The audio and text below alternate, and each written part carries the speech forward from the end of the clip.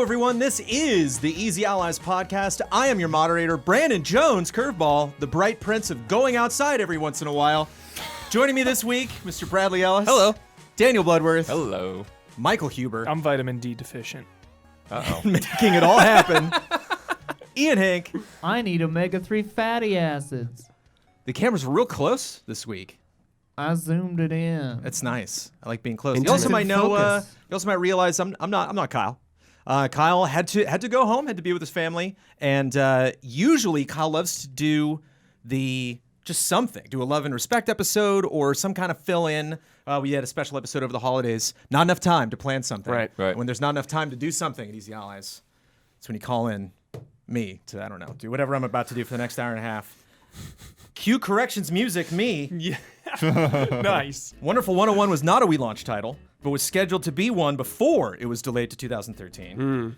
The cutscene where the three goddesses create the world is right after the Deku Tree in Ocarina of Time. Nice. I'm confusing it with, there's some cutscene that happens after Ganon kidnaps Zelda, after he runs out of the castle. Yeah, that's like and the knocks you Sacred over. Realm stuff, I think. I got those mixed up. I'll bow to that one for sure. Platinum has stated that none of their 10-cent money went toward Wonderful 101, so we should absolutely still feel sorry for them. Also, Nintendo still owns the IP. They were just not going to contribute to publishing costs if Platinum wanted to go multi-platform.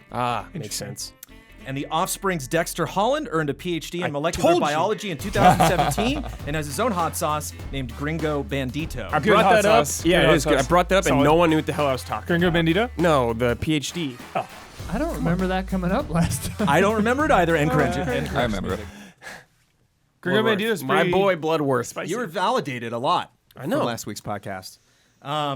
Before we get into news, it was a light news week. Time to play Tough Bouncers. As all of you know at home, and as of course you know on the desk, we have one of the hottest, if not the hottest, club in Los Angeles for video game characters. But sadly, we have capacity. You know, we'll get in trouble with the fire department. There are safety rules.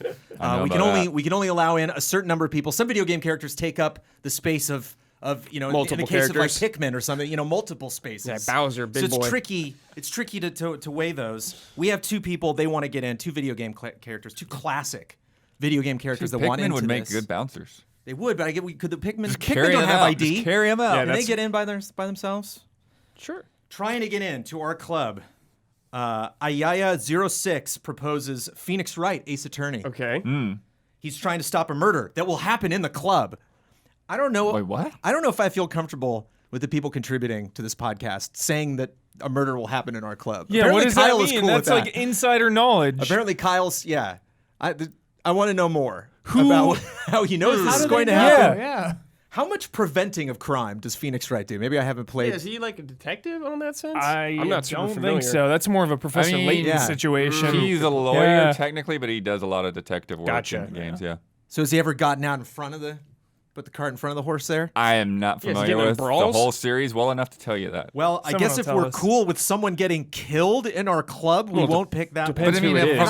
I the way this is worded, that's happening no matter what. I think that's probably because we turned Agent 47 away. Maybe. Yeah. And now No, he's he's attorney. professional. No, like that, yeah. He's on Keep the in mind, case. This is too, what's happening. and This this is is- exactly what's happening. This is worth knowing for everybody watching at home. I'm just following Kyle's notes here. I mean, he is trying to stop a murder will happen in the club. Okay. There you go. That's all we know. we already know who did it. We just found we Or- solved the crime already. Right. Who's the next? Someone who has no affiliation with people being murdered tonight or hopefully ever, Professor Oak from Pokemon Red and Blue. He's willing to give the bouncer a starter Pokemon as a bribe to get in. Which, Bribe. I mean, Blood's our bouncer, right? So, Blood, do you want a Pokemon from we're all the bouncers. Yeah. That's why it's called tough bouncers. Okay. Well, Our bouncers are all Machokes. That's tough. murder. Machamps, I mean, on probably. the one hand, This like, is we've already probably cracked the Machamps. case here, so we don't need Phoenix Wright services, but it would be good to have the You're just lawyer gonna on our you're just gonna side. clean that But up. he's going to prevent the murder, not just... Does it say he's going to prevent He's it? trying to stop a murder. He's trying to Which stop will it. happen Stop in the club. But he pleads that to us, so now we know about it. So we don't need him. Yeah, we can have we're someone on the else take it. lookout, Like we could tell. Ace. We could tell someone else to handle it. Yeah. I feel But like I'm not Bossman's- comfortable with the bribes, though. I No feel like matter who Bossman's it like is. sending us smoke signals. Will happen in Yeah. club. Plus, I What's think that? Phoenix Wright's What's that- cooler what's than that, boy? Oak. Like, he'll be more chill in a club, Sure. you know? And I can't vote on this.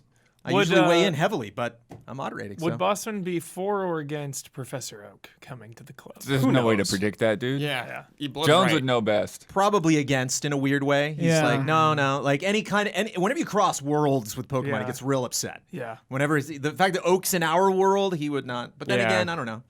Pretty cool Professionally with every other moderating world the crossing. podcast. All right, I'm he'd throwing probably mine be cool. to Ace. Yeah, me too. I vote Ace. Oh, Yeah. all right. Yeah, he's thin. There it is. Sorry, Congratulations. Oak. Yep. Get back Get to out We of work. call him here, Ace. old His name's man. Phoenix Wright. Why do we call him Ace? I don't know, because Hubert He's did. an ace attorney. Ace attorney. Calling He's him an Ace. ace. Go It's back because to, I've been watching Kanto Gilmore Actually, Girls. Ace is Is the that where he's adjective from? in that. Yes. Okay. Logan calls Rory Ace. Johto's in silver. Ignore me, please. If I remember. Johto's the second one. Kanto, then Johto. Kanto. I don't know what O is the next O. Go help 10-year-olds catch Galler. Pokemon, old man. Well, how many starters do you get? You know, it seems like a big deal when you play red and you play silver and you go back to that initial room. He doesn't like replenish starters the next day. I wonder how valuable a starter is to Oak. You know, I wonder how often. Every 3 years, I guess, he gets a new batch, fresh batch of starters. I don't know. Would No you idea. know? Also know. makes that character. I'm glad you didn't pick him because that makes that character terribly uninteresting in the first game. Makes Red just an anybody that if Oak's just handing out starters to just try to get in, Yeah. get in line at the airport. It's got Starter extra. for you. Yeah. Dupes. Dupes, dude. I want to see Oak's dupes collection. Should I give you a squirrel? Can I get in first class? It was a rough news week. Quoting Kyle Bossman, rough news week, Jones.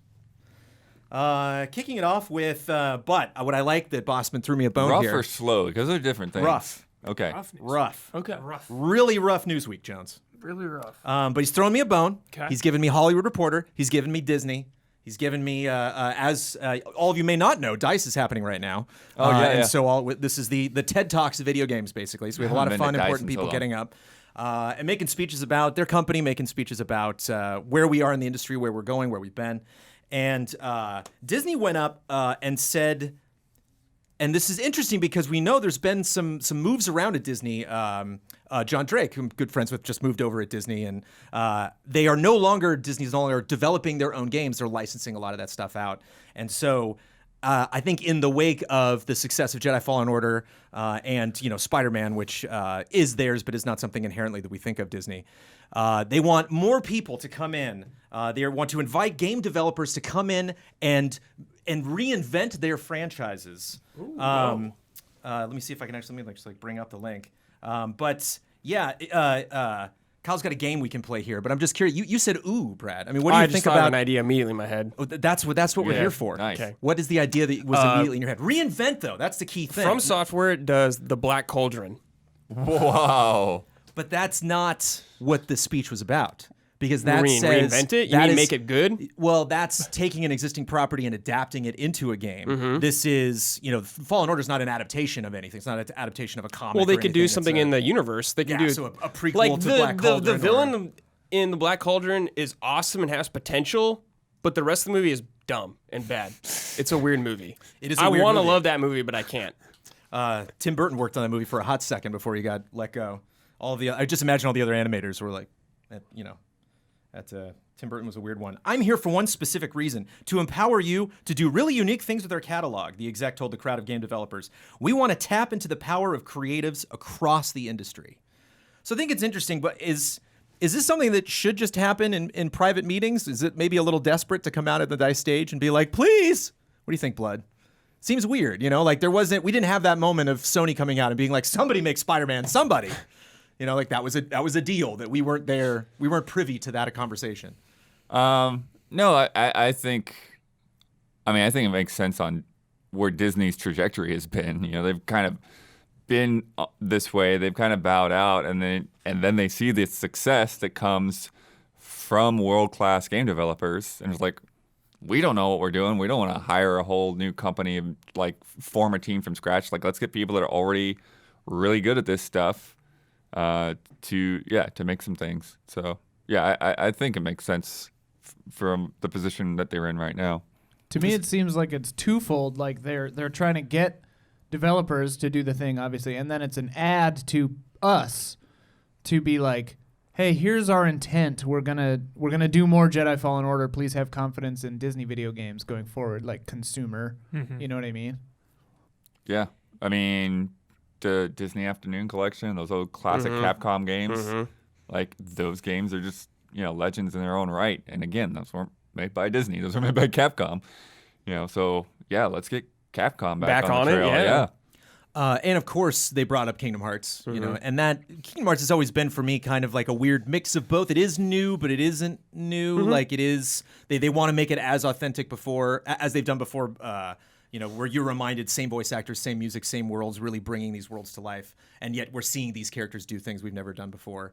I wonder also if just with Kingdom Hearts being kind of the Xehanort saga being wrapped up, and probably when are we getting a new Kingdom Hearts, Brad? When do you think a new? When? Yeah, when is Like, the next? It depends what kind of game. I think like a smaller scale game could be like a year, like that mobile game they announced or whatever. But like, I don't think you're getting 4 for like years, like 3+ years at least. Will this bear fruit, Michael Huber? Is anyone going to jump at this? Do you think anyone was in that crowd at DICE and got excited? Naughty Dog. I don't know. I really don't know. I mean, Fallen Order, definitely, they have to look at that and they have to be impressed and they have to be like, all right, you make one hit with one of our properties and look how excited the entire video game industry gets. I think of Marvel's Avengers coming out and... Which might right this ship in a different way. Yeah. Not sell as well. Right. Yeah. Wait, hold on. I feel like there's a lot kind of riding on that. There's been some delays. There's been some questions about it. I wonder if this had any impact or if there's been any, vice versa, the development of that or how that's coming along. I don't know. Is this basically saying, hey, if you have a pitch out there, pitch to us? Yeah, maybe. Well, Maybe they did. They obviously have been working with EA for a long time, which is interesting. When I think about Fallen Order, I don't think about Disney. For some reason, I don't make that mental connection to really go back to them. But of course, they are the ones that are managing all of this. But it's interesting. I wonder if they got Crystal Dynamics on the phone for Avengers. They got Insomniac on the phone for Spider-Man, and then people stopped returning their phone calls. I don't know. Like it's just an interesting. It is dressed in the way of like a change of ideals at Disney, but I wonder. I don't know. I can't help but get that sense of desperation. Well, it's funny because Brad mentioning Naughty Dog makes me think like, what if they actually made an Indiana Jones game? Be so There you awesome. go. Like of course. they are basically doing it. They already you do know, it. it's like they just got to make a less shooty Uncharted. There But you that go. has that Whip. Insomniac spice, where you're like, oh, this is going to work. Naughty Dog, yeah. Well, but I mean, Insomniac with Spider-Man. Oh, sure, where sure. like that's just the obvious pairing. There's so many. There isn't really that one franchise they've done that speaks to this. It's kind of their entire catalog has been this like audition for them taking control of Spider-Man. But I don't know. I don't see. It's interesting because I definitely feel like Spider-Man is a huge focus right now in Insomniac. I would imagine now most it of that is. studio is kind of focused on that sequel. Whereas I don't know if. Which is where we're going to get with this. Of course, Bossman wants to make a game out of this, which is where I wonder what developers would not only be willing to put in the resources, but potentially, obviously we're getting a sequel to Fallen Order, and so it's like now you got to franchise out your development, for this potentially be available for sequels as well. And I don't know. It's really interesting because I had that thought, Huber, and you nailed it with a game. That with bringing up Avengers, because I wonder if these things are kind of cyclical, that like, yes, Fallen Order did sell really well, but I really wonder how much the failures of, Battlefront's microtransactions debacles and so many Star Wars games getting canceled maybe But they've contributed to turned that. Battlefront around. It's got a much better reputation now. Yeah. Definitely, but it's just not something that gets as much, word of mouth as Fallen Order has, especially over the last couple And months. Star Wars just. If But it's it's- making money for Disney, though, I'm not Oh, sure sure. how much they can afford. Oh yeah, and this article, the Hollywood Reporter, definitely focuses on, that Fallen Order didn't have any multiplayer, and that could micro- just on paper would seem like a risk for Yeah. Disney. I just wonder if we kind of go round and round where we get a huge success and then they all pile in to make as many licensed things as they can. Most of those don't turn out to be great. There's a lull. Someone hits a home run a couple years later and then everybody shows up again to just make a bunch of stuff. But I like to be optimistic. Yeah. I'm sitting in Kyle's chair, though. I can't help it. Yeah. I mean, there's a lot of talented developers out there that could do great things with Disney IPs. Yeah, it sounds like if you have a pitch for a Disney property, Yeah. you should pitch it. Like, Straight I'm up. thinking of Now's just, the like- time. If yeah. you have some awesome idea for a Disney game, just think of like pitch it, Yacht man. Club game, like what kind of crazy Disney game they could make. Yeah. Like, man, they could make a new DuckTales game with like the newer DuckTales or something. Man, there's a lot of great stuff. Man. You were talking about Naughty Dog and Uncharted or and Indiana Jones. I could see like after Avengers, Crystal Dynamics taking that over. You know, Yeah. Sure. Yeah. Sure. Kyle, unfortunately, does have a list of here that he wants Okay. to specifically reference. We're going to handle this like Or Wars episode, so jump out if you're willing to take one from the Kyle Bossman list of Disney properties. Anybody want to go first? Anybody? Looking at you, Brad. I'll go first. Ian Hank, 101 Dalmatians. What do you do? Who makes it? What do you do? Who makes it? What do you make? Who makes it? And maybe man. don't necessarily need who makes it. I think you do it like a Pikmin or a Wonderful 101 kind of thing, where you have like 1 billion dogs on your team and they all have different like skills, right? Yeah. And like as the game goes on, you collect them, and if you get to 101, you have like max power or something. The wonderful 101 Dalmatians. Limit break. Yeah, Wonderful. Yeah, 101. it's a good tie-in there. Yeah, Okay. and then Platinum should do it then. Yeah. You weaponize There the we go. dogs. Yeah, there you Yeah. go. That's great. Oh man. All right, yeah. I'll go. Cruella de Vil would be so funny in that. National treasure. Damn it! You give me treasure. This is the Kyle Bossman list. I mean, I'm warning you. Like no brainer just to Insomniac or a Naughty Dog because it'd actually probably make a sick game. And I want mocap of Nicolas Cage, like actually coming in, doing the VO and everything. Like he needs to be involved. Can we get like a Assassin's Creed spin-off that's just National Treasure? Oh, that's a good idea makes too. sense. Like a That makes DLC. Just slips in there. You're him in the present day and then Yeah. going back. That's the beauty of National Treasure, man. It's a little bit of everything. Yeah, they Yeah. can make a Far Cry game that's like National Treasure. What percentage of the Keanu Reeves electricity that was generated at E3 could Nicolas Cage bring? I mean, obviously not the full Keanu, but what are we talking? 25%? No, There was some new trailer, Crystal Dynamics or Naughty Dog. Somebody said, "Here's our new game." if I he think- comes out at E3, And then it's- maybe it's yeah. Nick Cage. You don't even need to know what game it is. It's I Nicolas think it'd be a Cage slow showing up- burn. Nicolas Cage showing up would be fire. That Yeah. would be amazing. I want to know And it would percentage of simmer. fire though. 88%. 88%. 88%. All right. Nicolas Cage, dude. Yeah. Who's next? All right, I'll go next. Mary Poppins. Mary Poppins. Oh my. What kind of game? I mean, she's basically got like a floaty ability. She could probably double jump with that umbrella too, I bet. Oh yeah. She glides. Yeah. I'm thinking Peach and Super Mario Brothers 2. Give it a Team Cherry. Team Cherry. What have they worked on? Hollow Knight. Yeah. Oh, of course. Metroidvania of Mary Poppins. Metroidvania Poppins. Michael Huber. Yeah. Making news today. Huber's was in the streaming room, and you're missing out on social media today. You might have missed this as well. Shots of Emilio Estevez on the ice with the Ducks coming to Disney Oh, Plus. right. Mighty Ducks, what do you do? Dude, Mighty Mighty Ducks and Games, Ducks. what do you do? Wait, what? My Yep. Ducks is coming back? Disney Plus, new Dude. series with Emilio Estevez. I didn't Oh know my this. God. But you Oh get to my turn Mighty Ducks God. into a video game. Dude, What do you do? This is too ambitious. This was bad to give to me. I'm thinking like bully vibes, Jones. Yeah. Open world. You want to make living it a in the sports town. sim, but yeah, you're thinking too small, right? Recruiting the players. You can play as different characters. Yeah. You kind of go through their story arcs. Like the EA games, they're sports games. They all got their campaigns, right? Yep. You're Charlie in it or something? Yeah. Or it could be a prequel where you're Gordon Bombay. Open world bully style. We have one more on the list. I'm going to take this one. Rockstar makes Mighty Ducks. So sold. You know I'm sold on that. Yeah. You know I'm absolutely sold on that. I would rather take Bully 2, but I'll take that. That's why Hauser left. He was trying to get Mighty Ducks made. They weren't biting. He wrote down here. I'm sure you know some weird Disney stuff. This was a pretty solid list, and I think it's time to move on from the story. But he also right at the bottom here put blank check. Oh. Which the tested movie which Blank Check. tested even me. Blank check. Make it out to cash. Had to look up the lead actor in Blank Check, who is now a musician. He's known as Blank Check was not even on the top of this guy's wiki page. Wow, really? It was like he's a musician. He was the little kid in Family Ties for a couple seasons. He was on some other show for a couple seasons, and he was the lead kid from Blank Check. I would give it to. Oh, sorry, you go ahead. It's your thing. Well, if you got ideas, I want to. I would just give it to the Life is Strange people. Heavy consequences cashing those checks, dude. Don't nod. Blank check. Blank Check. Yeah, Great. So much better. Great. Of course, I was just thinking, simulation, business sim. that's fun too. You just being the kid that takes over the business. Oh, that's good. Maxis makes that.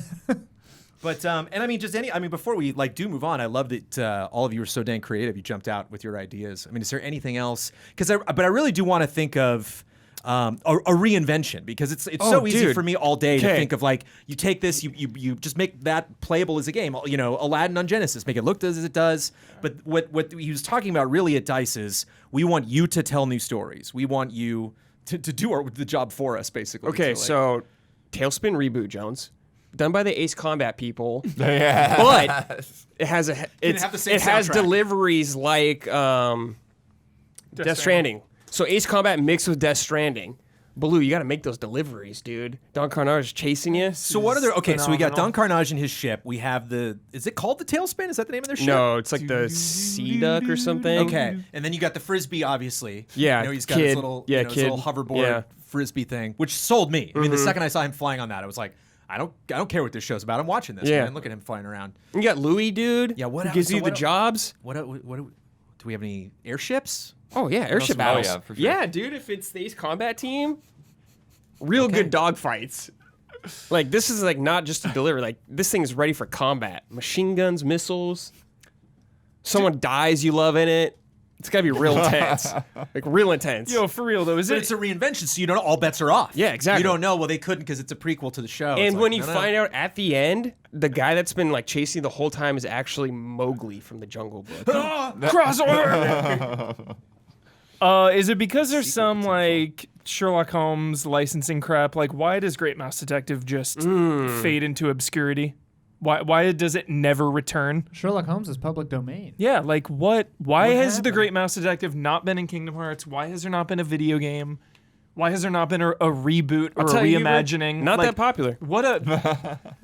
I feel like it is, though. I feel like every time I bring it up, everyone's like, yeah! People like it, but no one thinks about it. But you bring up a good point, and this is why, I'm going to bring up Infinity. I'm going to do it, okay? I'm going to mention Disney Infinity, all right? One thing that made me sad when Infinity went under was it made sense when you do these play sets because they weren't as big of an investment as a full game. Mm-hmm. That, there are some properties like Moana that, a $60 Moana open world, boating game is probably not going to bring lots of numbers. But, there's got to be something in between a $60 full AAA game and a Facebook game. There's got to be some sort of middle ground that at least older fans, Disneyland annual pass holders, just long-standing animation Disney fans will be like, yeah, sure, I'll cough up $20-$30 for that, like a platinum game kind of a thing. I wonder if somebody could pick up, if they could just do a Pixar suite. Yeah. And just do one game, in the vein of, we've had Castlevania collections, we've had Mega Man collections, to just take 3 or 4 properties and, that would fit a certain developer. Would that sell? Would anybody care about that? I would.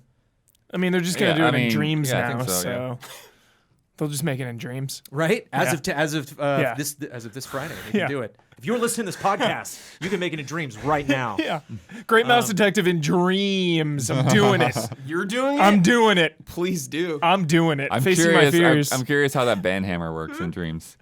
I was almost going to ask them that when I'm they came doing into town. this. That was definitely one of my questions, and I'm like, I know the answer. They'll just be like, well, we look carefully at that, and we don't want to, obviously don't want people infringe on copyrights, but we want people to have fun. And we booted up a Blade Runner logo variant right at the beginning. It was Blade Gunner, I think it was called. Right, Blade right. Gunner. So it's okay, that's just it. Apparently that's it. That's the benchmark for how much you can do. But Your little Yoshi game they had too, yeah. that was that was not pressing. Blood waited forever to tell me to press R1 to light things on fire. Just slyly under his breath. R1, Jones. I'm like, thanks for the backup. R1. But I got a big stake in this, and I wonder if we're gonna find out after the fact that something happened because of this. If a game gets announced in 2 years and just this was because of I was at the bar later that night, and somebody approached me, or if some developer publicly is just gonna be DICE is actually weirdly we like that volunteer though. as tribute. It just seems such a weird You just run thing. into people at the bar and then find out who they were later and oh, cool. Yeah, Oh, Yu Suzuki's in the elevator with me. I know, we gotta go to DICE, man. Yeah. DICE is fun. I wonder. I'd like to stay optimistic. Yeah, man. But because it's just weird. Disney Disney literally making every other form of entertainment that human beings can create, except for video games, is strange. All Moving on to a news story that you actually, we could have talked about this last week, but Kyle was a coward or something. I don't know. But you checked out GeForce Now. Oh, briefly, Bloodroot like thing. a half hour. And there's been developments. There's Right. possibly some saucy developments. But before we get into that, maybe you can enlighten our listeners and viewers. on what the Yeah, heck this GeForce is. Now, This kind of it- popped up not necessarily out of nowhere, but Right, they've had betas and stuff, but yeah, I don't think a lot of people were talking about it in the same way as like Stadia and xCloud. But it's basically NVIDIA version of a streaming service, and the biggest differentiator in it is that it ties into games that you already own. So you look up a game, see if it's supported on GeForce Now, and then it has you log into whatever your account is, whether it's your Epic account or your Steam account or whatever. There's several different services. Not everything like GOG, I don't think, is on there. And then it verifies that you own the game, and then you can stream it to whatever, your laptop, your phone, or whatever. And so I tried it out for like half an hour. I haven't had time to get a deeper dive into it. Just with Metro, since I put a lot of time into Metro on Stadia, I'm like, hey, the dark areas look a lot better. My save files from my Epic version are right here. I'm just picking up right where I left off. Did you know that rather than buying an all new version of the game? like the tunnel you were going to go to, you're like, I know the perfect tunnel. Well, I was kind of like test already in the like darkness. a dark area Yeah. where the save file was. Oh, because you booted up the same save, of course. Yeah, Yeah, not the Stadia save, but the PC save. right. Oh, right. But yeah, so it was. But that is worth mentioning as a plus. That this is if working you- to yeah, if configure you with have things you any already cloud have. saves available, then it seems to sync them up pretty well. And certainly did not launch or pre-launch with all of the bluster that Google Stadia did. It's just Not like, we're going to bluster, have no. some gigantic event and we're going to talk about it and then Right. we're going to slowly roll it out. It's just like it's here. You can Yeah. check it Oh, out. wow. So it ran well. It looked good. Everything. Yeah. The main thing that's weird is they have like a free version, which is what I was trying out, and then they have like a paid subscription. And on the free version, they like put you on like an hour timer, and so like after the hour's up, then you've got to it disconnects you, and then you've got to reconnect because there's like a queue for people to use the servers. Got it. And if you're paying, then it's like, okay, then like You're they in. don't give you a specific time frame. They just say like you get a longer time in there. So, but I think it's like some people have said that like 6 hours or something okay. like, which normally you would take a more break than about free. then, anyways. Yeah. Cool. It's not bad. So it sounds Yeah. pretty good. The It does sound really accessibility good. Absolutely. is the key thing. You can go in there, and if you own a game, you can go check it out. Well, there's a Yeah, catch. and the fact that I trust Daniel Bloodworth Oh, more than most, and the, he's directly telling me the that other it's, thing is- that it's good. So I'm in.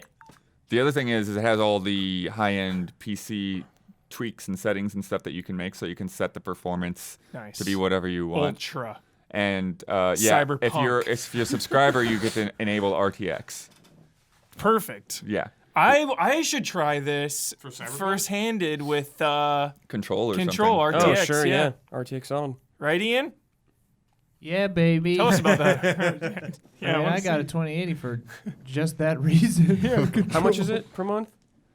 I don't remember. I want to say it's like $5 or $6 or Oh, something that's like cheaper that. than I thought. Does the free version do 4K and RTX and all that as well? No, he The just free said you version pay doesn't for do it. RTX. Okay, I'm pretty sure it doesn't do 4K. Okay. Yeah, pay for that. Premium. Got it. All right, I'm just going to channel Bossman for a second here, okay? Just give me a moment. Okay, so Huber. See, sounds good. You got this new service. You got all your games available Yeah. there. You might want to play, might want to play, like you were mentioning, what were some of your Metro. names, your accounts? Yeah, you might want to play your Metro on Yeah. there. You might want to play your Blizzard games Okay. on the service. But there's a catch, Huber. Blizzard games are gone. World of Warcraft, gone. That's fine. Diablo 3, gone. All removed with little to no fanfare. A representative said, per their request, please be advised Activision Blizzard games will be removed from the service. While unfortunate, we hope to work together with Activision Blizzard to re-enable these games and more in the future. Weird. Yeah. But not that big a deal because all those games are so old. Yeah. Technologically. this includes sure. Call of Duty Modern You know? Warfare. It's not Blizzard just old Activision. games. Yeah. Yeah, true. I forgot about that little wrinkle. I was just thinking of BattleNet right now. Yeah, interesting. Maybe it comes down to control, right? They just want to control. Who knows? It's weird Who's- because they were there in beta, they were there at launch, and then now it's Yeah. like, nah, we're out. Maybe they got their own thing cooking up.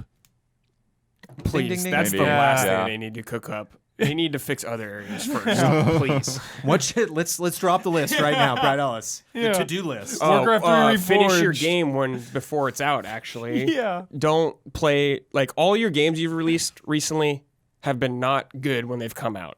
Battle for Azeroth was not good. Warcraft 3 Reforged was not good.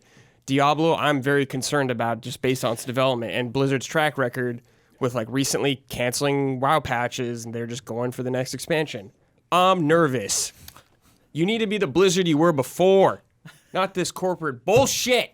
Make your games good again. Earn people's trust like Mike Huber, who's out. I'm going out too I'm good. now. I'm fine with it. Whatever. Like Overwatch 2, they announced like everyone's like, what? Yeah. Everyone's super confused about it. You got work to do. You heard it here. Is Warcraft 3 Reforged good now? You say No. that as like a past tense thing. Yeah, No. is it still No. They need to They're saying they're gonna work on it. They're saying they're committed to the long term. Yeah. But it's kind of like Here's it sounds your early, like a Diablo you 3 played situation. for early access game, pretty much. got it? Yeah.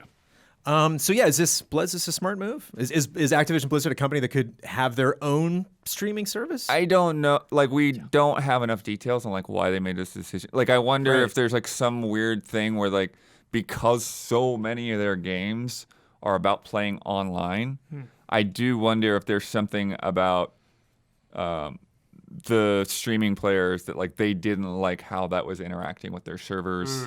If the people that were streaming were like ghosting or dropping out of parties or this kind of thing, so especially with the time limit. Like, could you imagine if like you're in a co-op match or something with somebody in a shooter and like, oh, that person Overwatch just timed match, out on their yeah. NVIDIA thing. Yeah. And like ranked. Yeah. So Yeah. So why not say anything? If we don't get word from Blizzard in like 4 months from now, it's Just like, because it's like piling on for them, why would they release more bad information? Yeah. You know? Like Well, it's not- I mean, it's- yeah, I guess it's they've been down in the dumps for months now. It's like, I why mean, would they just yeah. keep releasing bad? Like, let's just. Not that many people are even going to care about this in the moment, so let's just move on. If you don't say why, people can't really argue with you. They can't bring a counterpoint. True. Yeah. Did you listen to this guy is primed. Brad Ellis over here is primed to argue with. He just needs a platform, man. And you He have just, to he just buy- needs microphone 2 to be on. You have to buy the games yourself anyway, right? Yeah, you have to have Right. already own them. You were on logging into the each Blizzard service. account. Yeah. So it's not like they're worried about losing sales or something. Weird. Yeah, it's just interesting that they that it just happened like in the dead of night. You know, like that they were just like super sneaky about it. But yeah, what would it? I mean, just out of curiosity, here, what would it take? What was the straw that broke the camel's back with Blizzard? I mean, Just everything. Just like the entire vibe of the company, but then just like games lately. Like, I'm not a huge Overwatch fan. I fell off Hearthstone. StarCraft's over. Diablo's been out forever. So just World of Warcraft, like I can only be on board with the uneasy alliance between Horde and Alliance for so long, you know? It's just it feels old, feels out of touch with me. There's just so many other better things and not enough time to do them all that Blizzard is like so far down on my list right now that I don't even care. Well, they're not the same company anymore that they used to be that we loved. So Yeah. so that's kind of where I'm at. Is I can see this and I cannot see them doing that. Like it seems like much more of an Activision thing to do than a Blizzard thing. I think a lot of things are much more of an Activision Because I've thing. always felt, back in the heyday, back in my, Wrath of the Lich King, right after launch of Hearthstone, like when I was really super hot on Blizzard games, accessibility was one of the best things. Like I feel like those games scaled really well. Yeah, they did. I ended up beating Arthus on my crappy PC at Game Trailers during E3 when I was staying up late at night, improving videos on just this, the lowest settings across the board. Just like, no, I should participate in the guild tonight, and like that's the night we beat Arthus. Great. Yeah. But playing Hearthstone a bunch, and so it's weird, that they would focus exclusively. Has anybody else made? This is the research I've not done on this topic. Has anybody else that has a catalog as revered as that Blizzard has made steps toward potentially having their own streaming service, or going just bringing it all back around to the GeForce model? Is this the way, Blood, that you would announce a service like this, to just be like, ta-da, we've this isn't the first time we've announced it. They We're haven't just- done that, but we're yeah, just not making a huge thing out of it. I d- We want to get this in the right Oh, hands you mean so they the can stress test GeForce it. thing? Yeah. Would it be smarter for them to just roll with what GeForce is doing than not start their own thing? Would that be too much of a risk? Yeah, I don't feel like yeah, I don't feel like we're necessarily seeing Activision Blizzard do that. I mean, maybe they will, but yeah, again, without knowing exactly what their motivations are, like I feel it's all kind of a shot in the dark. But I think they may be reevaluating because there are getting to be so many options and like, okay, well, how do we want to handle streaming, in general, whether it be the GeForce thing or the xCloud or Stadia, I'm trying to think. I can't think of any like Stadia Activision games. I don't know if they've jumped on board with that at all. Yeah, no Call of Duty. I don't believe so. Call of Duty or Crash or anything like that. Spyro, yeah. But you would think like if they're going to test the waters with Stadia, like Crash or Spyro might be the way to go. Or totally. Yeah. So, but yeah, I don't know. I'd have to see where they're going to go with it. I would think. I mean, Xbox is already kind of in a way like first party doing that type of thing, but they're supporting other games as well. iOS test. And then Sony recently. obviously has kind of got the PlayStation Now going on. Which I tried recently, like a couple months ago, and I had a bad time with it. But How maybe so? next gen will. Just ran bad. Yeah. I tried playing Arkham Origins Jones, and it was just so choppy. Oh yeah, those. Yeah, they Yeah. don't.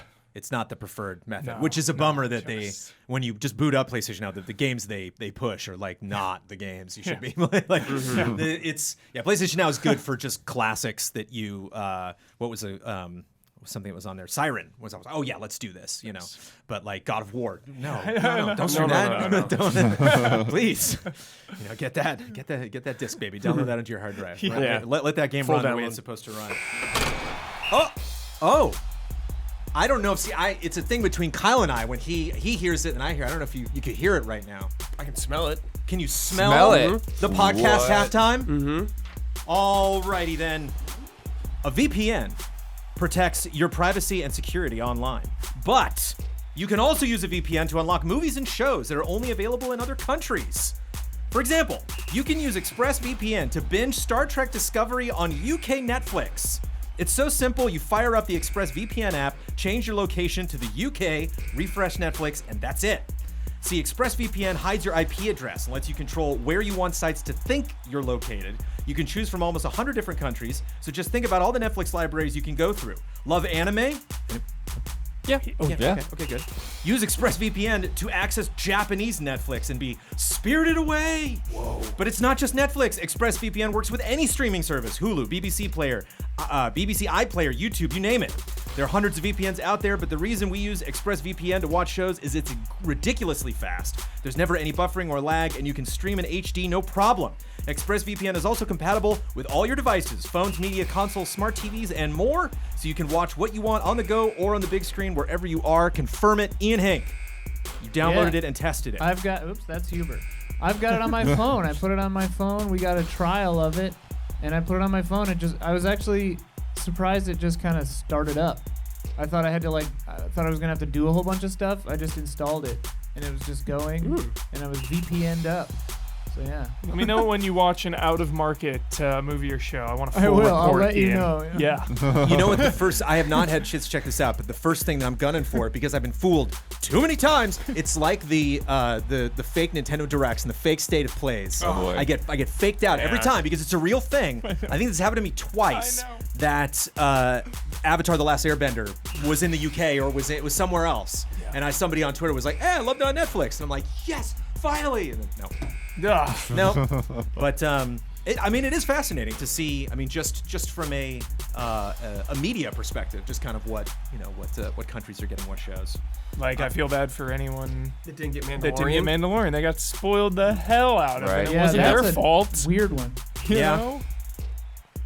Crazy. Because people reached out to us and they were Disney. like, "You spoiled it." And we're like, "There's no way. We're not Sorry. There's merch." Sorry. When a spoiler has merch, I don't really know what we can do. If you visit the special link right now, expressvpn.com/allies, you can get an extra 3 months of ExpressVPN for free. Support the show, watch what you want, and protect yourself at expressvpn.com/allies. And if you're a patron of Easy Allies, thank you. Frustrated with Kyle. this week. Oh. Because, it's a slow news week. But even with the slow news week, Kyle was like, I don't know, should we cover Keighley backing out of E3? Of course. Yeah. Of course. Keighley. We're going to talk about Right. Geoff Keighley not going to E3. And I get kind of what Kyle is nervous because we have talked about this so much. We've talked about, E3's having problems. Sony's not going again. What does that mean? And I don't mean to Well, and then there was rekindle also old the weird conversations. rumors that floated around that got debunked that day about Nintendo? yeah, people thought Nintendo was pulling out, and the ESA was like, no, we're gonna email everybody right now and give you a list of big companies that are gonna be there, and Nintendo was So I was right thinking, at the front of that list, of parroting that list. I mean, everyone else is going to be there. Xbox, Nintendo, Ubisoft. There will be a lot of people. We will be going. We will be covering it. We're going to have a jolly old time. There's going to be lots of announcements and fun stuff. Will other things that Keighley has been produced show up around there? I will read Keighley's specific statement that he tweeted out, Yeah, that's good. titled "A Statement from Geoff Keighley on E3." Nice. For the past 25 years, I have attended every electronic entertainment expo. Covering, hosting, and sharing E3 has always been a highlight of my year, not to mention a defining part of my career. I've debated what to say about E3 2020. While I want to support the developers who will showcase their work, I also need to be open and honest with you, the fans, about precisely what to expect from me. I've made the difficult decision to decline to produce E3 Coliseum. For the first time in 25 years, I will not be participating in E3. I look forward to supporting the industry in other ways and at other events in the future. Now, I saw a lot of people on social media that were like, I didn't go to E3 Coliseum. I didn't watch those. Who cares? It's like, that's not the sentence for me. Actually, so many of these sentences, when I go back and see this, it's almost kind of like Decoding it. Yeah, it's like when Keighley says something and then you kind of unsay what he said. You roll it back. You're like, wait a minute. If you're saying that, then 1 + 1 equals. It's not I declined to produce E3 Coliseum. For the first time in 25 years, some people listening to this podcast are not 25 years old. I will not be participating in E3. That means no E3 coverage leading up to it. That means not going to the show. That means my favorite toss of all time. When the sun goes down on Los Angeles, E3 starts right now. Hubert, how are we going to know when E3 starts? I don't know. Who's going to tell us? You'll have to tell us, Jones. Okay. You'll have you're to Mr. do Hubert will Research. definitely be Okay. the one to tell us. But Yeah, he'll tell us. Geoff Keighley. Dude, I know. Everyone's like, Boston needs to step in. And it's like, that's how desperate the situation is. That we have to turn to people like Kyle. And it's fascinating reading this because a lot of journalists are like, no, and a lot of fans are like, who? Yeah. Keighley is kind of this, we had a love and respect question not too far back ago where someone was like, who are you talking about? Who is this person? Because he is everything and he is, a shadow at the same time. He is very in touch, but he doesn't publish games. He doesn't work, for any one person. He just kind of, he likes to show up and talk about this stuff. But to me, I can't help see it as the canary in the coal mine. He is.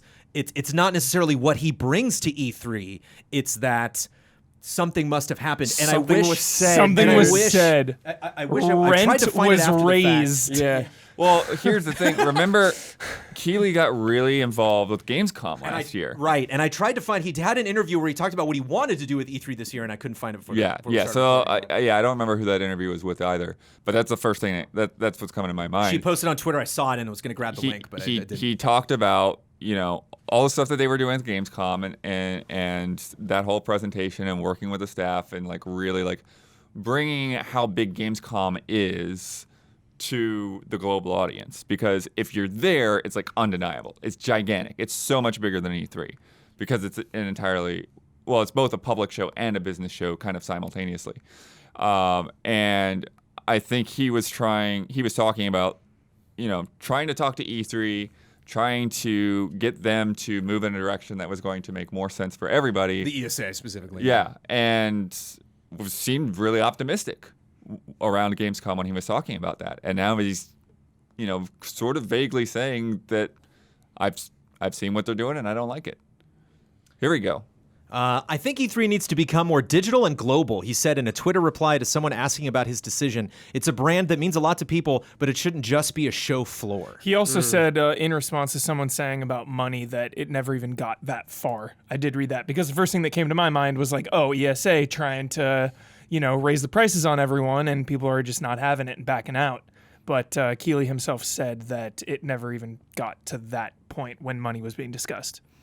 That negates a stupid idea that I had for just a second that is obviously not real, but I was just wondering, like, what if Sony backed a dump truck of money up to Keighley's house and was like, do our anti-E3? And he was like, okay. Obviously, that's not real, but it'd be funny. Domi and I were talking about Key 3. Right. Right. The new show. I'm surprised it's not trending. You probably type in Key 3 to Twitter. You'll get some hits. Yeah, but kind of like what you were talking about at the top, Brandon, with him backing out of Coliseum is not surprising. Coliseum is... It was a test. It wasn't a test. It was for several years that he did that. But it was, to me... It didn't feel like the right place for that. Like if he did Coliseum at GDC or something like that, or right, DICE. dude. You're so Is right. GDC kind of Coliseum-esque already? Yeah. I mean, there's hundreds and hundreds of panels to attend, and most of it they record it and then they put it up on the GDC Vault later, and there's all kinds of fascinating stuff to see after the fact. But at E3, that's just not what people are about. People are about seeing the reveals, announcement, and getting the announcements, and getting hands-on impressions. And now the past couple of years, as the floors got more crowded, the hands-on impressions have become less and less and less because there's fewer journalists there, and the people that are there, they can only play what they get an appointment for because the lines are so crazy. Mm-hmm. So wait, is he still doing Judges Week? Or wait, he says there will be a Critics Week. That's my biggest question. Yeah, he said something He about says there's that. a Critics Week, but it won't be related to E3, I guess? Yeah. I'm reading a Kotaku article about it right now. Okay. Yeah. There is a lot of info flying around there. The Hollywood Reporter, which made a big deal out of this, bigger than Kyle Bossman thought was deserved, but today got the ESA's president on the horn about it and asked him specifically about Keighley. These are fairly soft responses, but I thought it'd be interesting to get the other side of it. President fairly new? I believe so. But that's a couple years. But that's a good point. Is that like, I understand people who don't know Geoff Keighley, but it's like I would want to know the president of ESA as much as Keighley. I would want the president of ESA to be as publicly excited about E3 as Keighley is. Right. As optimistic about its future, as transparent about specifically what they're going to be doing. So much stuff about E3 has leaked. I guess their website leaked 24 hours ahead of the E3 Expo website. Yeah, some other stuff leaked too. Yeah, they like those things. A mess. Hollywood Reporter asks, Geoff Keighley announced he would be skipping E3 this year. Is E3 Coliseum still going on without him? The response, we'll be sharing more information about the various ways we're going to be talking to our audiences globally through live streaming in the near future. What are your thoughts on Geoff and Sony earlier this year deciding to skip E3 in 2020? Geoff has been and continues to be an industry advocate and champion. When we were launching E3 Coliseum, he was a critical partner in developing that brand for us because of his experience producing shows that get broadcast, but also with the digital audience. We look forward to future collaborations with Geoff, but we're also excited about what's new this year and what's to come and sharing those details in the future. So it's tough to figure out whose idea Coliseum was. Because from my perspective, Keighley was the only one that it's probably really Keighley's talking about it. Yeah, it's probably Keighley's 100%, but like contractually, the brand of it is an E3 thing. But I mean, that's definitely that was Keighley's thing. Yeah. So what streamer is going to host it now? Ninja? I don't get D9, host vibes dude. from Ninja. But that's the thing that ESA has been saying. They want celebrities and streamers. Yeah. It'll be like the Academy Awards, no Yeah. host. You get all the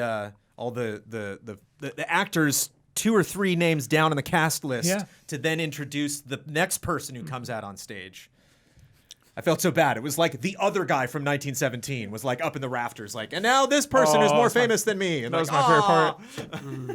I love that part. But yeah, you've got GameSpot and IGN always have their floor, that's right. day-long things on the floor, right? So they could do something like that.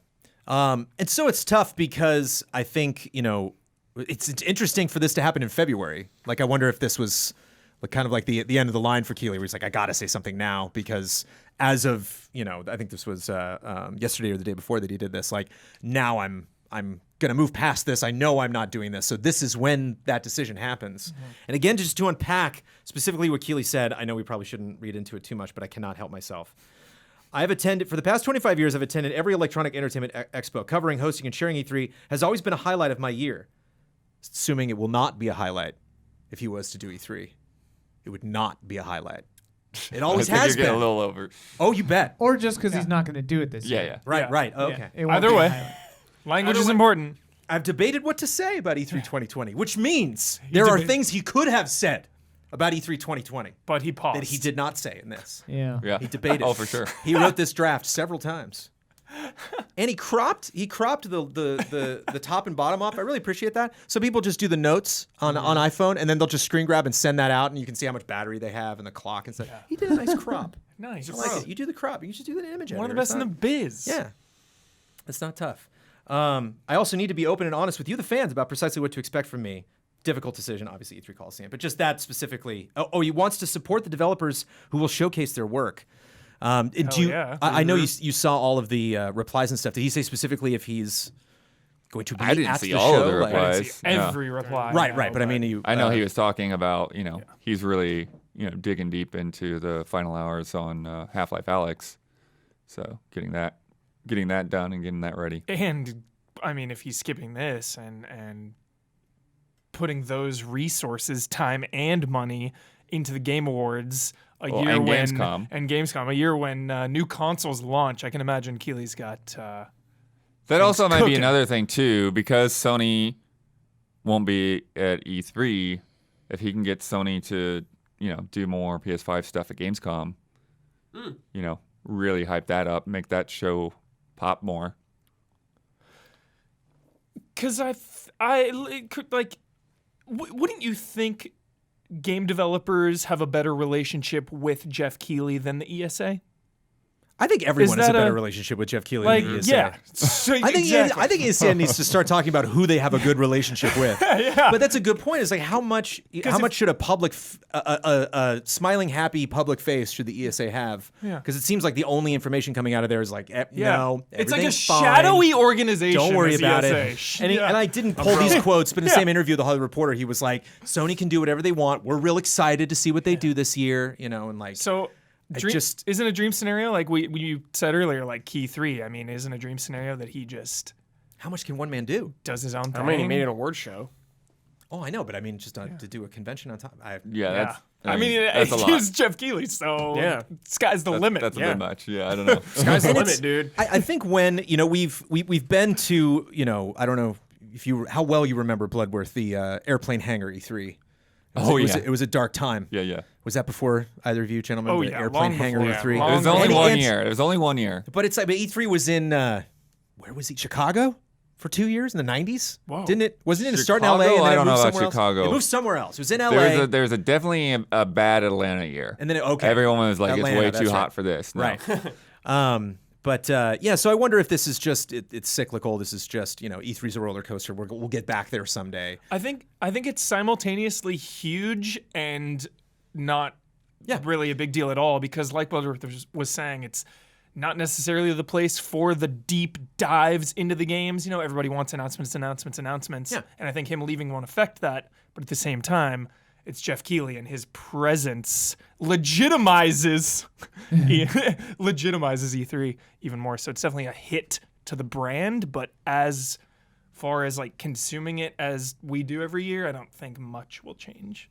I wonder, part of me wonders if we will have a moment this E3 where we're on the floor or watching press conferences or something in our coverage where we have a moment where we go, oh, okay, this is the thing that broke the straw on Keighley's back. Right. Yeah. Like this is what they changed, and Keighley was like, I can't be a part of it. Or like, I wonder if there will be a moment where we even say like, oh boy, Yeah. I hope not, I guess. But I have doubts because I think by the end of E3, it's just at the end of the day, it's all about the games. And we're going to be talking about announcements. We're going to be speculating about stuff, talking about the demos that we checked out. I think there's just too many moving parts. It's just too much of a casino vibe to really narrow down that one specific thing. Totally. I mean, we even find out after the fact for all the appointments that you suffered through Blood, there's still stuff that what was playable? What? Like we found out something was there or something was hiding in some booth somewhere that we totally missed. And so it's hard for any one outlet, I think, even a GameSpot and IGN, to really get, the total picture of everything that happened. Well, then at you the have show. stuff like, again, as more people have gone in there, like people are maximizing, they're maximizing how many kiosks they can give to the big lines for the most popular games. So like what we see with Nintendo's booth is like they'll have 2 or 3 big games for people to try out. And then, but on Treehouse, they're showing off all kinds of stuff that's there's not even available, back in the press areas. So, you see them demoing something like, Animal Crossing, like, oh, can we play that? I guess not, Right. So, But which is it's- very different than past years where, like, when I first started going to E3, like, Nintendo would have stuff out in their booth that never released because they were just, here's some stuff we're experimenting with, hope you like it, I think the reason why this is hanging with me, and I think why it made such a big impact on me yesterday, was that Sony pulls out of E3 last year, and that was a shocker. Pulled out of E3 this year wasn't necessarily so much of a surprise. The more I thought about it, was like, okay, they have they're selling like gangbusters. They had such an incredible gen. They're getting ready to launch their own console. They want to do it their own way. There's been a lot of changing in leads of who's controlling all of this stuff over there. But Xbox is going to stick around. They did not have the best-selling console. That's not a surprise to me. They're like, no, we do need E3. We have our thing that we do at the theater. We're kind of locked in. Nintendo just throws so much money at that every year. So when I heard they weren't going to be there this year, it's like that doesn't seem like Nintendo. Like I didn't really believe it crazy when I heard booth, that. and I was like, no, this they doesn't just sound seem right. so cozy at that show. And a lot of obviously a lot of the other names that we're seeing are people that their press conference definitely feels like a part of E3. And so after time, beyond the initial shock of somebody not being a part of the show or saying something negative about development of the show, I kind of come to terms with, you know what? It does make sense in a weird way.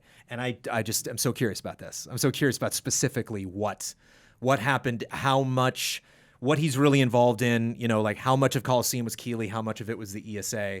Because when you have Sean Layden making such, saying so many loud things about E3 and Keighley making so many loud things about E3 and the ESA just like, in the future, we're excited to tell you more about like what we have planned, and just not really selling their brand. Just kind of almost seem to do just the opposite of that, almost on a consistent basis. So, and I'm not saying this because I'm expecting some announcement or some other news from ESA, because we probably won't get that. But will we be going to E3? Of course, will we be covering E3? I saw some tweets at us that were just like, well, we're all looking to you now, and it's like that's a bad idea. Pressure. We will be covering it, but don't look to us. We'll be very tired. So the good news is that last podcast was the 200th Easy Allies podcast. Yeah. So we did see the end of This Week in Joker News. Unfortunately, that means we got to open up something else. Oh, boy. I regret to be here for the first time that we're doing this. I just want to say before I even get into this, no riffing. That's the rule from Kyle. No riffing. Okay? He's not here. Okay. I know. I'm just saying. Okay. He'll be back. And Okay. we might want to be in trouble. Riff Okay. as in guitar riff or riff as Making fun of in it. banter? So this week in Austin Power news, over the weekend, Austin Powers was caught shagging in the magazine section of a CVS. Apparently that happened. Yeah. The public I don't even have display. any interest in riffing off of that. That's good. Okay. Did they have Guitar World magazine in that magazine section? I don't know if it had anything to do with the magazines. He might have been riffing. It really could have been anything. Although, he put me in this position. I immediately think of Bossman being like, the pharmacy aisle? No. Maybe like where they sell DVDs? No. Magazines. Mm-hmm. That's the fun. There's a Are list you- of them. Magazines, Are What's you the implying funniest that one? Kyle made this up? This is what happened. I heard about this independently. Really? Yeah. Through what? Through It was on Polygon. They wrote about it. yeah, well, And Deadspin. I saw it on Deadspin. There you go.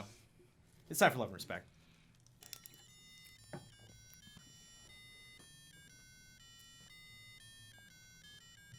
Love and respect. Never done that before. Nice, Jones. 200 podcasts. Yeah. Never done it. That feels good. What's up, guy? What if he broke? What if that was it? What if he Oh. was? We've I got didn't even backups. realize That'd be a it, but bad there was omen. some. We got backups. Right, but for the show, I'd be totally flummoxed. I wouldn't know what to do. Bad omen. I think we've like hummed it or something before. Yeah, There when he didn't- there have been some weird when he Rufus couldn't moments. muster it. Good job, Rufus. I really liked it. And when you're this close to him, you can you feel it. You really feel the electricity. Hi, allies. Child of Light was $5 on the eShop recently, so I Oh. thought I'd give it a go. Nice. While the art is lovely and the battle system is fun, the writing is driving me crazy. I have a master's degree in creative writing, and I have written and published quite a bit of poetry in the past 20 years. I appreciate the attempt to make Child of Light's dialogue poetic, but the execution is just not up to par. Not to get technical, but the meter is all over the place, and the syntax is occasionally tortured in order to make some of the rhymes work. It's exactly what people think poetry is, which irritates me to no end. So my question: has personal expertise ever affected your experience of a game, either for the better or worse? Has any game gotten a subject you have deep knowledge of right or wrong? And should I just suck it up and play this game or bail? Thanks, allies. Justin from Kansas. I won't say deep knowledge because I did not have deep knowledge of it, but it bugged me, and so I researched it and looked it up. The Tomb Raider rebreather. There's just like this little thing she's stuck in her mouth. The Jedi Knight Yeah, thing? the Phantom Menace thing. Yeah. Well, it's also a James Bond thing as well. Yeah. That's what kind of where it came from. And I'm like, there's no way. This is not a thing. And so I looked up like what rebreathers actually are, and it's like this whole like big scuba system like requires a lot of like specific training and stuff like that. Blood's upset. And so so there is a thing called a rebreather, but it's not like a little doodad that you stick in your mouth and lets you breathe water. You send out 10 proof of purchases from Fruit Loops and you get that one. Interesting that the rebreather was the thing in a Tomb Raider game that sent you over the edge. There's a lot of, for sure. Technically, a lot of those things. How did I know, Blood, that you were gonna? You are someone who I associate with technical expertise, Blood, Not technical, but like or just expertise in general. the Shadow of War or whatever, when they like showed some of the lore stuff or Lord of the Rings stuff. I was like, You what? can vibe with that. Yeah, I was like, wait, what? And I Oh, was like, yeah. Shelob I being was a hard thing, out and of I was that just stuff. like, I guess I can see where you're going. Like, I guess you're doing your own thing. It's just kind of weird, but whatever. Yeah, Lord of the Rings games in general, like, Yeah. I've been too much of a fan to like be able to take any of them seriously. Racing games for me. Just that. You're talking about Lord of the Rings. You're Yeah. talking about racing games. You guys are doing this Yeah. wrong. We got to shuffle. What? Yeah, it's racing games. Because you've raced. Yeah. So sometimes. You have. Yeah. Used to be a this street racer. Tokyo Yeah, Drift sometimes right here. sometimes video games really get it right and You get the vibe right, have. and usually though it's just like so over the top Fast and What Furious is style. Hubert? What is the vibe? What's the vibe when they get it right? Understated. What does it capture? When it's like in the moment, one on one, not all the glitz and glam of like, let's all go down to the street race. It's Right. like no, it's dirty and messy and in a flash. So, like when you flash your brights in games at people, Right. and then that's it. Like Midnight Club, that is like really good. That is spot on. Yeah. So You is, go behind, you do a yeah, so is Midnight Club top tier? top tier. Is that what? One of the best. Tokyo Extreme Racing. Tokyo or whatever Extreme did that too. Racing. Yeah. So fun, so good. Ian, anything in the musical department? I'm trying to think. Well, this is kind of what they're describing is how I feel about almost everything on the planet Earth. Yeah. So, at the risk of Yes, sounding yes. super pretentious, but yeah, I mean, this happens to me from time to time. Sometimes it's music stuff. Sometimes it's mostly writing stuff, where I'm just like, you know. But yeah, I definitely know this person's pain. I can't think of a specific example right this second, but yeah. Should we expect more from games? Or is that kind of the thing they're dabbling? You know, it's a different medium, so maybe it's not going to do. It's time to raise your There will be no poetry in games that will be better than, poetry. It's time to raise your expectations, Joan. Well, 2020. Next multi-language gen. We do it now? Multi-language Leveling up. stuff is nuts anyways. Like when they had remember when they released that like trailer for The Witcher where they like went through the song Witcher 3? Oh. That Witcher 3 song and they went through like transition between a bunch of different languages.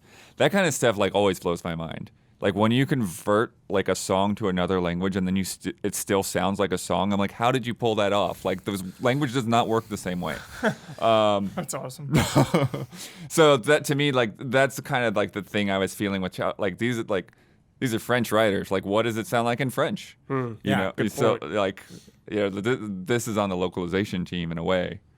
So That sort of stuff always breaks my mind, though, when it's done well. Yeah. Like when the English, especially with poetry or well-written prose, like Nabokov novels or something, where it's like, this was written in Russian, and in English, it's the most beautiful thing I've ever read.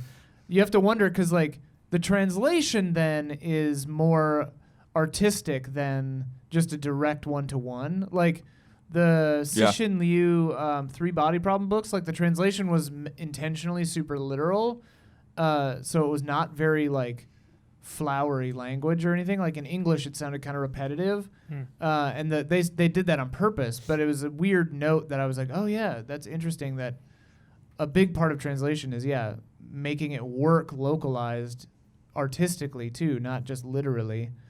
So when they do that well, it's like, wow, you made it rhyme in this language too? Like, how'd you do that? Some It people still can't means rhyme the same? in English. Yeah. Any more love we want to throw at Child of Light before we move on to another question? Worth this $5. feels $5. Man, Oh, come on, sure, take a shot. So should Justin suck it up and play the game? If what else is there is interesting enough for you, yeah. The combat, the exploration, I guess. If you're enjoying yourself, yeah. Yeah. If you're not, drop it like a hot rock. Like story and writing can be terrible, but there can be a cool character that you like. Maybe Yeah, or see it mechanics through. you enjoy. Yeah. Doesn't sound like it's terrible. It's just not perfect. You're right. I keep forgetting that you were just a gnarly street racer, man. That's so fun. I just need like once a Till year. my car got freaking stolen. Thank goodness. Yeah. Probably, yeah. Probably. Probably. I still for think the my best. parents stole it without my knowledge. That's my conspiracy. Conspiracy theory, dude. Money under the table, hired some guy to You've steal told me your that. car. You've Yeah. said that you like asked them. You like Yeah. confronted them. I had the best possible security. LoJack, Viper alarm, whole shebang. See, this is Came out This is the gone. don't not game that I want. Gone. The life of a street racer. But why they didn't do anything to Greg's car? His wasn't there at the time. Oh. Nope. Got me. They got me. And the LoJack, they like nothing. They couldn't Nothing. find it. Nothing. Gone in pieces. Jeez. Yeah. I was watching Galaxy Quest. You know who took Came it? out, That's gone. worth it. That's worth it. Always now, Galaxy Quest is synonymous with my car getting stolen. Justin Long stole your car, dude. No, you know who stole his car? I mean, we've mentioned him previously in this podcast. Nicolas Cage. Oh, Yo, yeah. Wow. Yep. Gone in Yep. 60 Yeah. seconds. Or I like that movie. who am I thinking of? Hello. Austin Powers? No, who's? Why? We did a good job. I thought we did a good job of moving past it. I did Nice. the song. We read the question. Now we're all the way back. Now Yeah, we're just time baby. travel. Forward. Let's go. There's not a lot of people you mentioned Angelina earlier. Jolie was the name I was trying to get. That's what I thought, but I didn't Damn know it. that was what you were going for. I was thinking of Tim Allen from Galaxy Quest. You know what's fun? It makes me think of Gone in 60 Seconds. When they do. That's the first unlike, time that sentence has ever been said. Unlike Amazon Prime, when they got like the old Gone in 60 Seconds, but they really try to sell it like it's the new one. They like give it an updated thumb. They don't put the year it came out in the description of the movie, and they're just like, you know, this movie you loved. And I was like, oh, I clicked on it. Like, wait, what? Oh, you got me. That's hilarious. my- Thought it was the new Manchurian one. candidated you. Michael Caine in the original? Or I'm thinking an Italian Job. I was thinking Michael Caine. I think don't that's know. Italian Job. Might be Italian. Michael Caine was in most of those. Yeah, he Who was was. in Get those Carter. movies. Who was in the Time to third get Austin Carter. Powers movie? Oh! So it's all tying back together. Austin Powers And is isn't his dead. Cars 2 character based off of I don't know. something from Austin Powers? But he drives a Mini, I remember. No, the man's just British. Okay, when he plays another British character, it's not based on another character. And he was a car in Cars 2, the secret agent car. Exactly. Yeah, so that he thing. was his Austin Powers role in Exactly. Cars 2. Yes. That's what I thought. Whoa. Maida. Hey, Elias. I was watching the podcast this weekend when my dad stopped by. It was the first time seeing it, and he pointed at the screen and asked, "Is that Blink 182? Love and respect. One good dog." Yes. Wow. Right. Yeah. Your Right. dad was right. Oh my god. But there's only 3 of them. Dad doesn't know. Yeah, true. Yeah, I just there's I 3. just thought Tom however belongs many back posters in the that band. you've seen, so I wonder there's what it 4 was. Yeah. You were on the podcast last week, weren't Yeah. you? Yeah. It was you, wasn't It was because of Brad. It was Probably totally 'cause because of me. Brad. It wouldn't be the first time. I don't think my swoop is that pronounced. I just got a haircut, maybe a couple weeks ago. Let's play a game. Greetings, allies. We all love the white-hot thrill of playing any digital video game every once in a while, but how much time do you spend thinking about those pieces of plastic that have the thankless task of letting you play? I'm, of course, talking about the humble controller. It's time to play a game I call I Know That Controller. I'll read out a list of inputs and features which can be found on a video game controller. Once you think you know what console the controller belongs to, just say, I know that controller, and take a guess. If you're right, you get the point. You get it wrong, you are frozen out. So you cannot guess frozen out. anymore. Yeah. Okay. I like that. They get easier as they go along. We're starting with the obscure Okay. stuff, the more common stuff. Let me write down the scores here. Okay. Yeah. All right. It's my first time doing a game, so I almost did the thing where I'm like, the first one's this. ABXY buttons. Plus start button. Minus select button. Switch. Frozen, Huber. You're frozen. Home button with a battery light. Stereo speakers. An NFC reader. TV control button. Built-in stylus. I know the controller. That's the Wii U. That's correct. Oh, I was gonna say. Oh, I forgot about that thing. It's on the right track. I was thinking the Wii for a second. Huber, I was not surprised you were. I'm taking the frozen Frozen. part out. I want everybody back in. want- I was Okay, still I'm taking I was still slow because like I knew it and then like I just kind of kept letting you go. I'm imagining this game with you getting it wrong every time, and I like that. I like that vibe. Frozen. Thanks, Jones. All right. ABXY buttons, D-pad, start pause button, analog stick with an octagonal gate. GameCube. Michael Huber, only getting a point because I let him back in. Well, there's no fear if you're not going to get frozen. The permanent. octagonal, man. The octagon. No. Because the Wii U or the Wii has it too, the Pro controller. Didn't the 64 have a little? Man, They wouldn't do Six? 2 Wii U's in a row. You don't know that. But no, it was actually the Wii Classic that has an octagonal. Oh, a little too advanced. That Yeah. knowledge. Octagonal. Yeah. Yeah. I got Love this lucky. game. Lucky with my lack of knowledge there. Also analog triggers, C-stick. I've been using it a lot lately. So The C-stick would have been that's when you would have jumped in. Probably. C-stick. All right. ABXY buttons, a faceted D-pad, hair trigger locks, interchangeable paddles, metal thumbsticks. Elite. Xbox Elite. Yeah. Damn. Elite. You should have kept him frozen. I know, man. Freeze me out. Elite control. Because this means a lot, this game. This has ramifications Ooh. on many things. Oh. Here it is, yeah. So just shout it out, even if you're not sure. Yeah. A red button, a joystick. Wii. N64. The Wii doesn't have a red button, Hubert. You know, my mind went too deep. I was overthinking it. I was thinking of the sync button, the sync Yeah, that button is on red. the That's Wiimote. right. That is red, I think. But went immediately there. Dreamcast. A red button, a joystick. Oh, That's it? that's the whole thing. Oh, that's it's- Atari. Oh, it's hard. 2600. There it is. N64 controller has all that though too. So, so you know. so did my Commodore 64 Just so you know. controller, but that's probably not going to come up because there wasn't like an official one. You just like Be a bunch, yeah. what it's like a Mad Catz kind of thing. ABXY buttons, D-pad, analog stick with a circular gate, LT and RT triggers, a triangular start button, a VMU slot. Oh, Dreamcast. Dreamcast. Yeah. VMU, the dead giveaway. yeah. Oh yeah, start was triangle. Virtual memory unit. Analog stick with an octagonal gate, C button. What was that? Octagonal. Isn't this Octagonal? N64? Octagonal, It has multiple C buttons. C button, Oh, one One C button. Z button, Z button. Z button.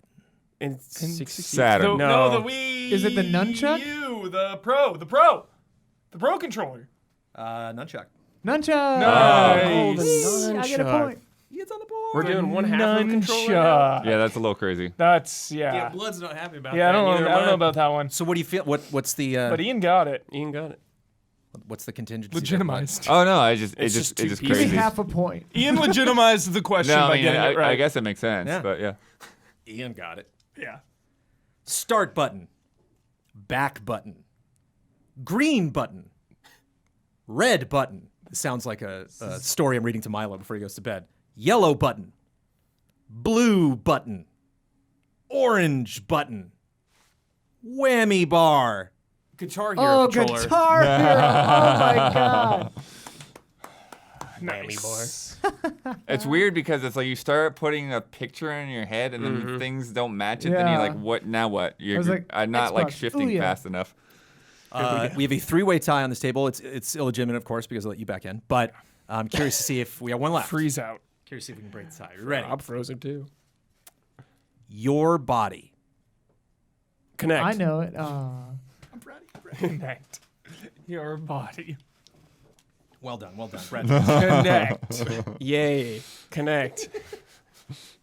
Of course it's got to end it. What a wild time in Connect. video games. I was waiting for that Virtual Boy with the 2 D-pads. Oh, yes. I forgot about that. The coolest thing Two Connect colors. ever had was a part in one of the Paranormal Activity movies. Oh.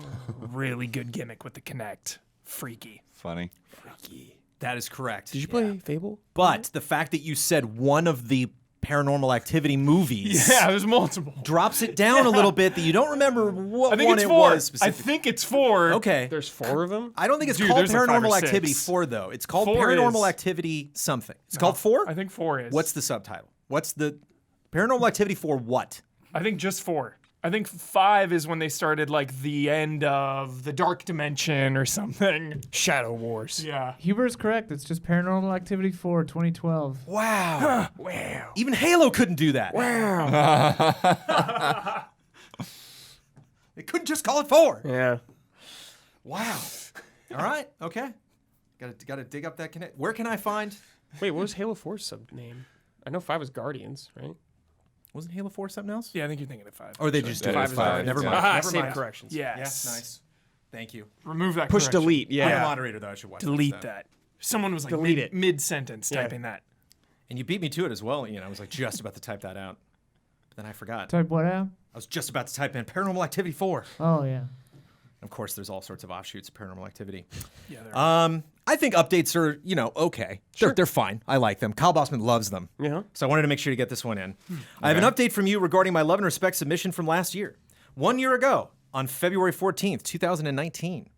I broke my foot in an unusual manner. My car jack failed, and the car I was working on fell. My foot was crushed and pinned underneath remember the this. front passenger side axle for about 6 minutes. A neighbor had a hydraulic floor jack, heard my screams for help, and was able to use said jack to lift the car off just in time for the fire department and EMS to arrive and load me in the ambulance for a drive to the hospital. I broke 3 bones in my right foot and was in a boot with crutches for 12 weeks. Thankfully, I required no surgery and have regained almost complete function and mobility of my right foot. This is from Matt B. Matt does not mention specifically in the post, but the reason why this showed up was he was listening to our podcast at the time. And so in those 6 minutes, which I'm sure felt like 600 minutes, Oh my gosh. we were there. Rambling on about Yeah, just something stupid. Complaining about Blizzard. We're Wreck or probably, something. we're probably wrong too. And he's like, no! Oh my gosh. Wrong! In between the seethes of pain. My original submission was time-stamped an expression of gratitude. And I want to once again express those same sentiments. Not only am I very grateful to all the folks who make up the greater EZA collective, I'm also grateful for the fantastic community you fostered on a more personal note. And on a more personal note, I'm extremely thankful my injury wasn't any worse. Just wanted to give an update that everything turned out all right. No cars have fallen on me since, and I certainly aim to keep it that way. Love and respect, Matt B. Excellent. I hope he's not like Jeez. cursing himself with actually sending this. I knocked on wood. And I don't, just based on the time, I'm not sure how many love and respects I can squeeze in, but I like this one because we've been talking about lots of other companies. We talked about Nintendo, we're talking about E3, we talked about Sony. Hello, allies. I just wanted to give a shout out to Microsoft. Recently, they've changed their Microsoft rewards with daily, weekly, and monthly Game Pass quests. Yeah, I saw this pop up. I was Whoa, trying to whoa, figure whoa. out what it was about. Give me all the details. Give me all It's this. just play a game or get an achievement, but making them dailies. Yeah. What? Yeah, if you play a Game Pass day, like you get a little pop up that says daily quest achieved. But then I tried to open the rewards app and it just Sure wish Nintendo had crashed. that. So I don't know what's Do you going on. get like badges for your? As an incentive, Badges? I have to check in Badges? every day. We You don't earn- need no stinking badges. All right. You earn points where you can redeem for some rewards. What can you get? Yeah, what can That's you what I With was these trying to figure out. rewards? Games. At certain milestones, you can get Xbox gift cards. Oh, that's good. Which you can buy games. That's So basically, Money. you play Games Pass games, get rewards for it, then get a gift card to buy games, repeat the cycle. It's genius and a great way to play more games that you wouldn't normally. Love and respect, Andreas. Sure. seems cool to me. Yeah. Where does Answering this a end? question I just had last night. Right. There you go. Yeah. So in your mind, could this have been more transparent as far as how this works? Or is it just... I mean, I'm sure should they announced Microsoft it not somewhere, be but so transparent about how much you can game the system? I don't want them to put a pop up in my face that here's the whole thing. Right. So I don't know. But I've been getting into Doom 2016, and I've got it on Game And Pass. Sekiro, Blood's out of control. And so yes, I got these little, they just look like an achievement notification, and I'm like, what? And then I tried to go down the rabbit hole, but like I said, the rewards app itself wasn't opening. So now I know. Got to start handing out achievements for Netflix shows. There's been a lot of rumors. What did you think about that? The double speed. That was a rumor for a while that they were going to let you fast forward on Netflix, like watch stuff in like 2 times speed. Oh yeah. And all the creators were like, please no. Yeah, please no. Well, I'm glad they finally let you take the autoplay trailers off. If you don't know that, you can Wait, do you that can now. do that? You can finally do that. Oh my god! You have to do it on your browser. You can do it now, Ian. Do it now. Wait, do it now. Can you do it on like Roku or PlayStation also? Probably, maybe. I don't know. But it's really. Oh my god! It was pretty simple. You just go into your account on browser and you go in there, and it didn't take long. It took a minute. And Saint now Netflix. no autoplay trailers. It feels nice. What's the bigger game changer, Huber? No autoplay trailers in Netflix, or this? You can get a gift card from Xbox Game Pass. Singular game. It's like Amiibo. I don't know, We always dude. get it right. They're both Game Pass, Amiibo, lowercase a, always lowercase. Could if you're you starting the sentence, lowercase a. Could you play enough game on Game Pass to get gift cards to pay for Game Pass itself, and then it would be Ouroboros free Game Pass game? I all the honestly time? think you might be able to. So wait, is it only when you beat Aha. a game you get credit, or what? No, like I said, there's like every day, there's a daily Every challenge. daily, you log in and you Okay. get points for logging in by Okay. playing a game on Game Pass. Okay. So And just then they're playing saying like it. achievements and other things too, huh? Interesting. Yeah. I gotta look more into this. This is interesting. They're quests. They call them quests. That's fun. Well, that's the tricky thing, though. It's like if you already potentially have a lot of these games that are crossplay on PC, if you got the Game Pass and they have so much stuff available for it, and you get that gift card, what am I spending this on? That's a funny question. What do I? There's not a lot to buy. But like Ian said, like just More Game Pass. pay for your Game Pass. Yeah, that's the question. Playing it pays for itself. There's a comment coming up about Borderlands, which would really work for you, Blood. But I'm just, I'm looking at the time, and I just don't think we have the time. Maybe we gotta wrap it up. Wow. It's time for bets. Jeez.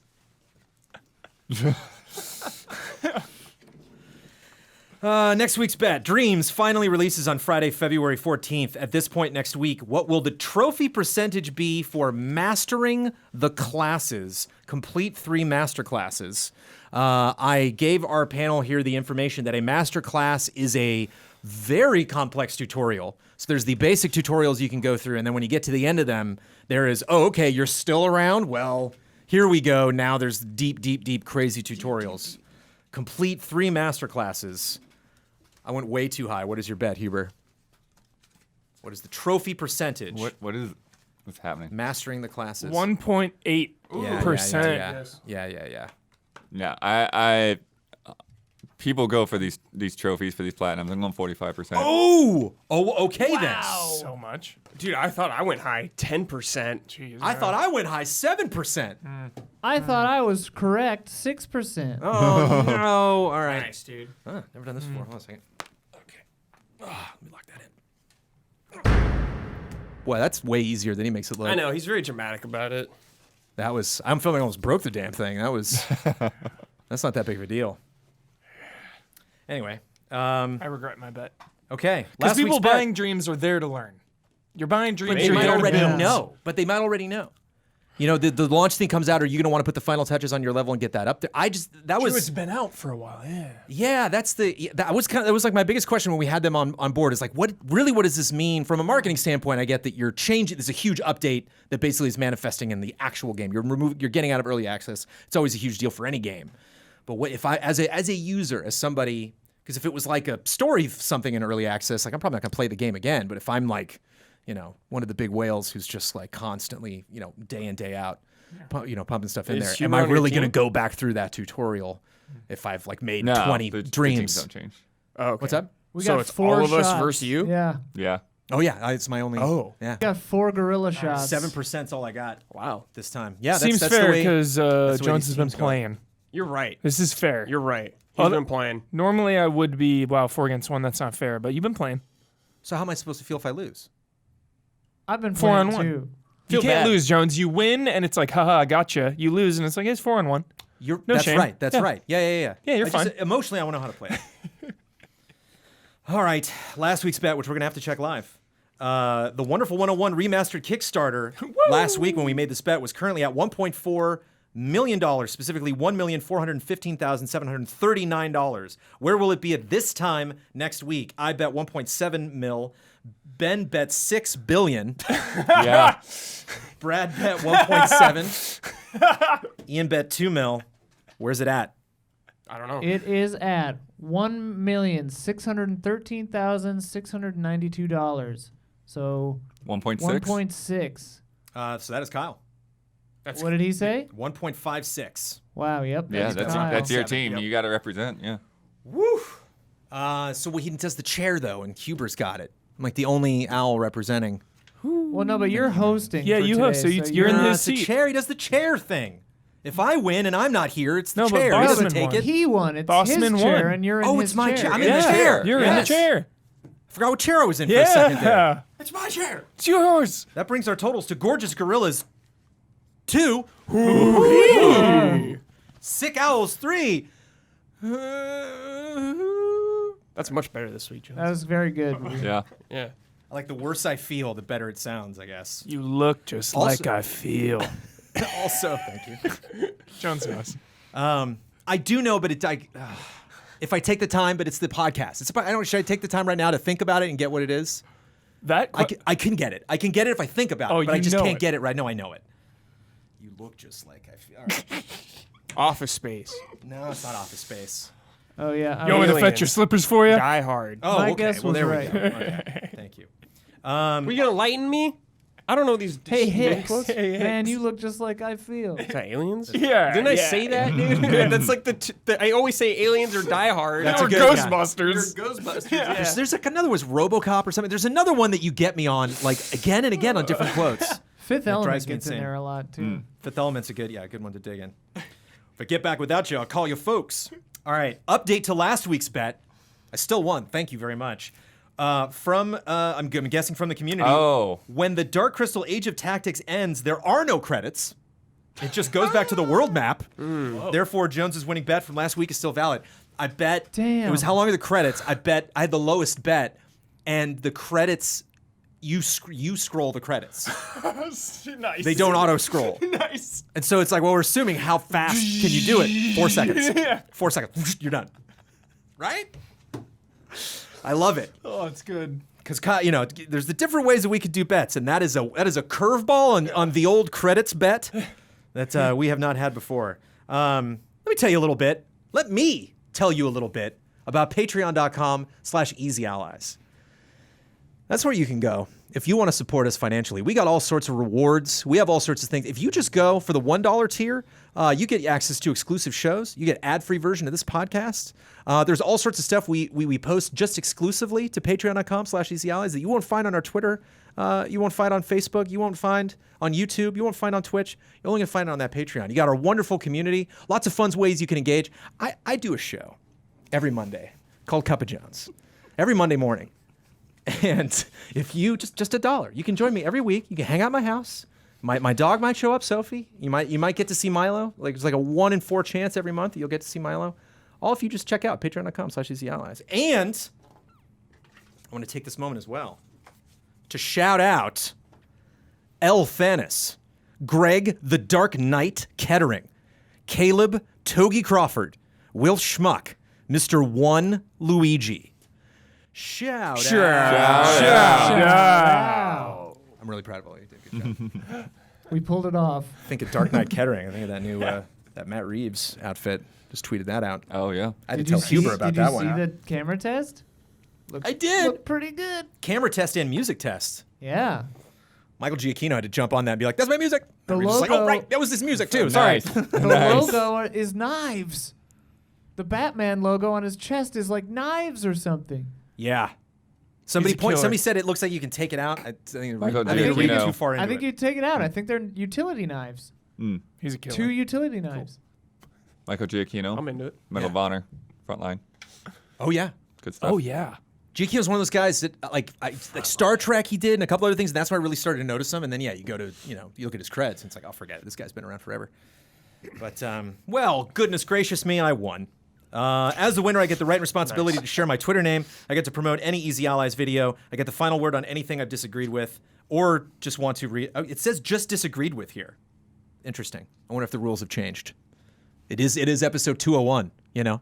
Might just be disagreed with. I'm gonna side with an ally on this one.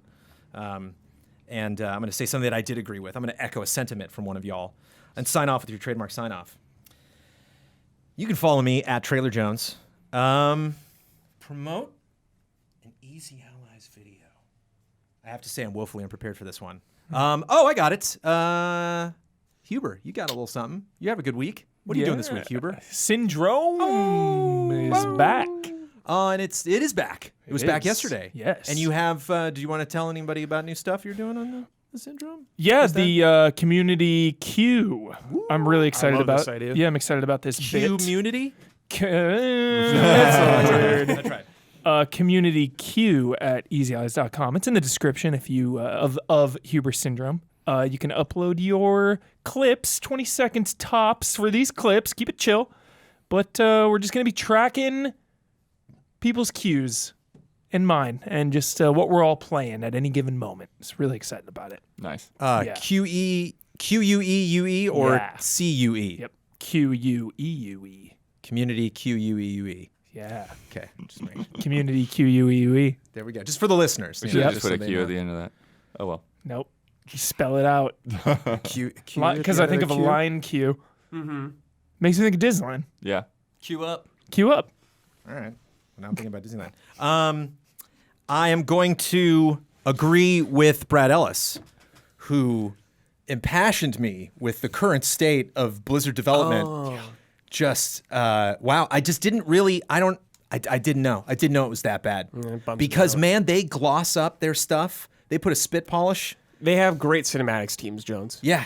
And so it just doesn't feel. I know. It feels like it's like a magician, you know? It's like a puppet show. It's like it's like you know what's going on behind the scenes. I just see the puppets. Yeah. And so I appreciate you being honest. I appreciate you telling people in our community like it is. As just also part of my final word, apologies to everybody. Kyle will be back next week. Cheers.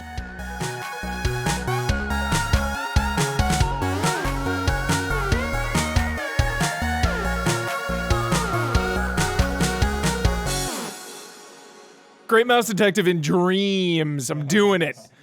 I'm doing it.